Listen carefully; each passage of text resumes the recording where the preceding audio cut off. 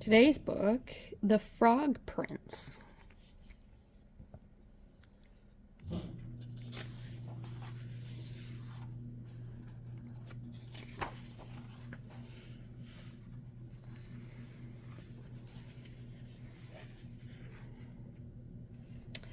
Princess Clara was bored. "I've got nothing to do," she moaned. "Read a story," suggested the queen.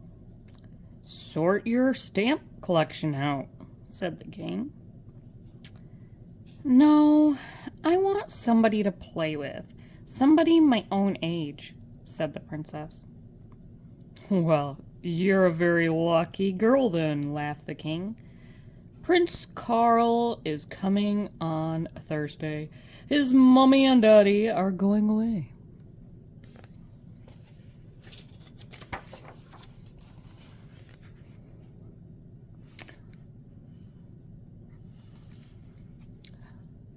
On Thursday, it was raining.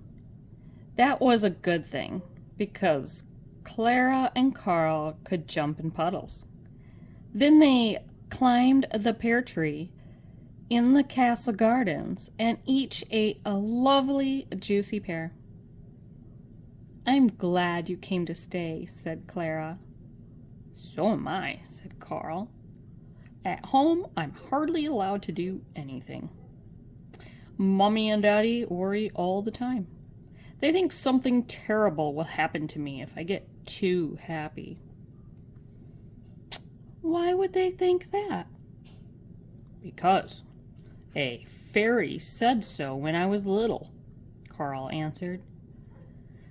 "When I was born, my daddy invited the fairies of the forest to a party. The first fairy gave me my singing voice. The second one made me able to wiggle my ears. But then the third fairy was about to leave her gift.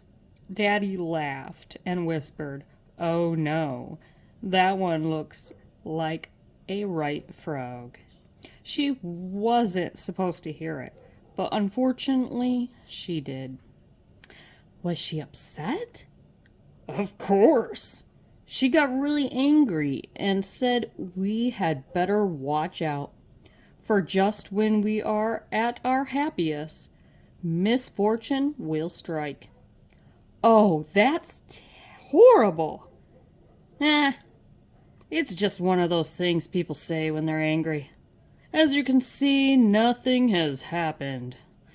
Let's play something else," said Carl.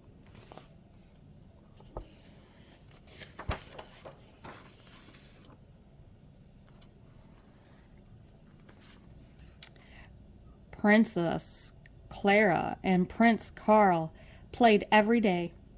They played bowling with the king's golden apple. They made funny faces in the castle mirrors and swung from the big crystal chandeliers. When they got too hot, the prince simply flapped his ears to fan them. They laughed ever such a lot. But then the king came along and put his finger to his lips. "Calm down a bit," he said. "Carl's mommy and daddy said that you can have fun, but not too much fun. And what you're doing definitely sounds like too much fun to me."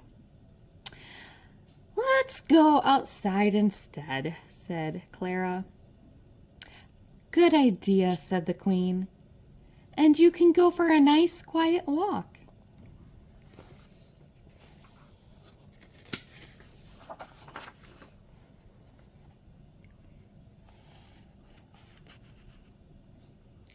But Carl and Carla did not go for a walk.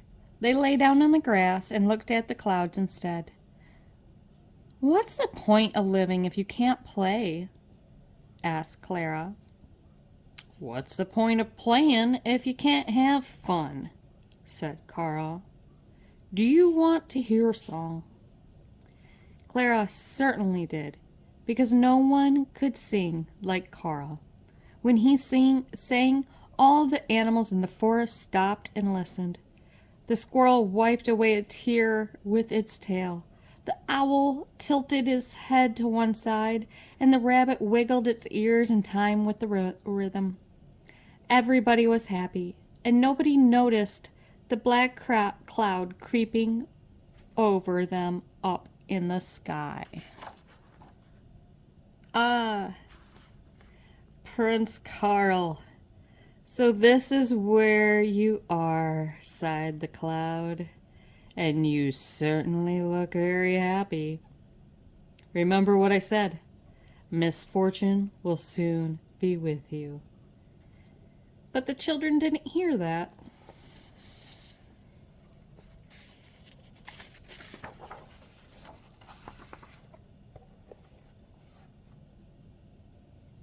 The next day, Clara and Carl were playing hide and seek. Your turn to seek, shouted Carl, and he ran off while Clara closed her eyes and counted to 100. To wit, to who? Hooted the owl as Carl rushed by. Be careful, remember this is fairy tale forest. But the prince's mind was on other things. He got down and hid behind the mossy rock. What a good hiding place, he thought.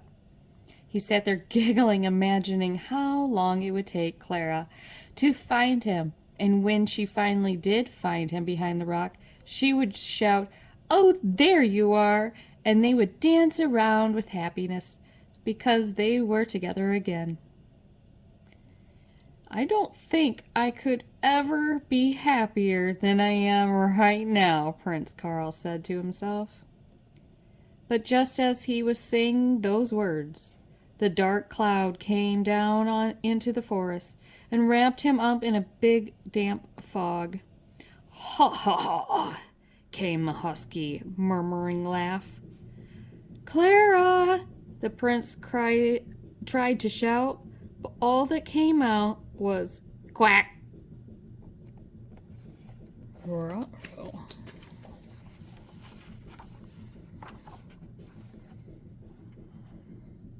Clara looked for the prince all day. This isn't fun at all, she shouted. Come out now! But Prince Carl was gone. And even though the king sent out his best scouts and his best tracking dogs, they could not find a single trace of the missing prince. Oh, such a misfortune! What will his parents say? You weren't having too much fun, were you? Groaned the king. Yes, we were, said Clara, but you have to be able to have fun. And she disappeared off to her room and cried because she was angry and missed her friend. After a while, she felt a warm little nose on her cheek. It was a mouse with a red woolly hat. Don't cry, said the mouse. We will go and find your friend tomorrow. I have been in lots of fairy tales, so I will help you. As long as I can have a piece of cheese.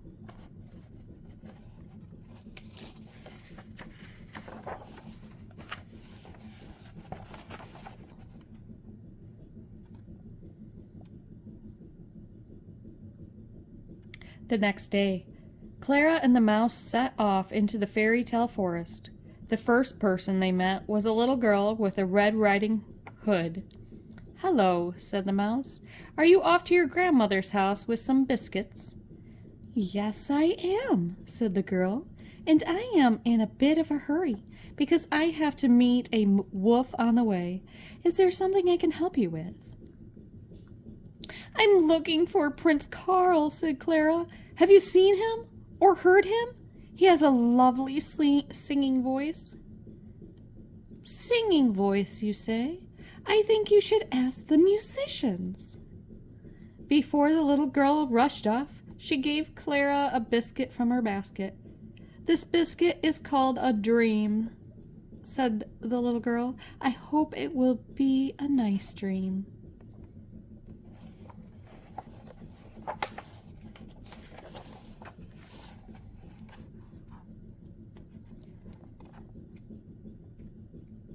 The musicians lived in a house made of sweets and biscuits.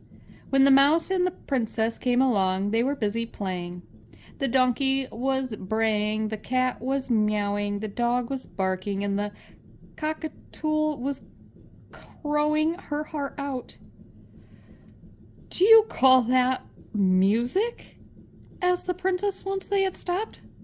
"Well," smiled the donkey, "we know it sounds terrible, but it is fun. And fun, after all, what's most important. What can I do for you?" "We are looking for Prince Carl. I cannot be happy without him," replied Clara. Can it be true?" crowed the cockatool. "Woof, woof! Would you believe it? She has done it again," said the dog. "What? Who?" wondered the princess. "The wicked fairy," meowed the cat. "Just yesterday she was flying over our house in the shape of a cloud. She told us to stop playing, otherwise she'd turn us into something else, just like she had done with a certain giggling prince." "So, it is her," said the mouse. "Where is she?" "Haven't got a clue," said the donkey, "but ask the hare and the hedgehog. They are sure to know the way they run around. You can ride on me if you like."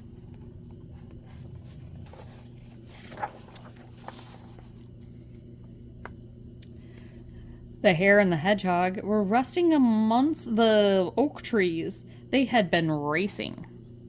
"What can we do for you?" asked the hare. "Would you like to have a race?" "No," said Clara. "We're looking for the wicked fairy. Do you know where she lives?" "When I was out running, I heard someone snoring in a cave by the pond, and no one snores quite as horribly as a wicked fairy. It must have been her," said the hare. "But how will you ever be brave enough to go there?" asked the hedgehog in his scared voice. "She can turn you into anything like she likes, maybe while she's sleeping," said the hare. "She usually takes naps at around this time. I'll run over and take a look." And quick as a flash, he was off. "The wicked fairy talks in her sleep when she dreams," said the hedgehog. "Go and listen, and you might hear something interesting."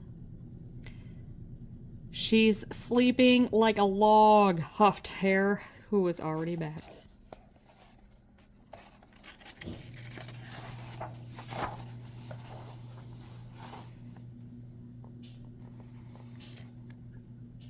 Clara and the mouse rode on the donkey.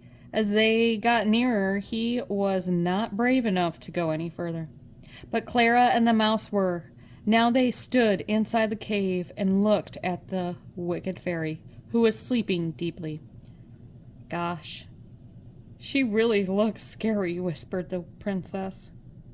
"She certainly does. And she's not saying anything either," squeaked the mouse. "She is just snoring." So Clara took out the biscuit the little girl in Red Riding Hood had given her. Maybe this will help. It is called a dream, after all. Carefully, the princess pushed the biscuit into the sleeping fairy's mouth. Was a sound from the fairy as she breathed the dream in, and straight away she started dreaming. "Ha ha ha, that silly prince will have to catch flies with his tongue for the rest of his life. He is a frog now, and a frog he will stay." The fairy chuckled, very pleased with herself.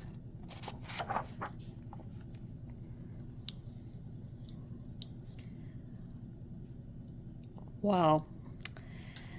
At that, Clara got so angry that she tweaked the fairy's nose as hard as she could. "You rotten, wicked fairy, you!" the princess shouted. "Make Carl into a boy again."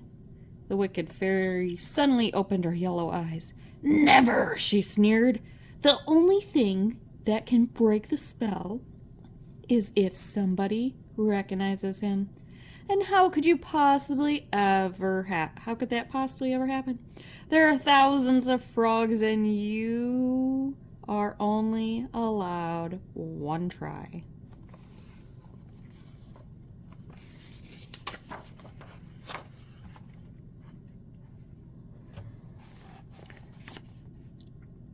The moon was shining over the lily pad. This was where the frogs gathered every evening, eating flies and mosquitoes and croaking as frogs do. So where is your little friend then? Teased the fairy. Clara looked at many different frogs, but they all looked the same. She stopped at one who was smiling and staring at her with big friendly eyes. Is that? She began. She was just about to say Carl when she heard a croak that sounded different to all the others. It was such a beautiful croak that it made Clara's heart jump, just like a little frog inside her. There, on a stone a little way off, a frog sat singing so beautifully that the dragonflies were still and the mosquitoes stopped buzzing. The princess rushed up to the frog, bent down, and gave it a kiss. "Carl!" she cried out happily.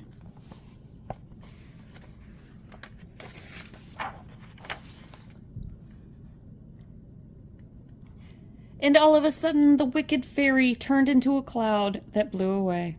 And the frog turned into Carl. He lifted her up and danced around and said, "Thank you, Clara. Now, at last, we can play as much as we like." And the mouse threw his hat in the air and shouted, "Hooray!" And from that day on, Clara and Carl lived as happily as they wanted to forever after. And when they got hot, the prince flapped his ears to fan them. And when they got tired of playing, he sang just as beautifully as always. And every now and then he gave a little croak. But they just giggled about that.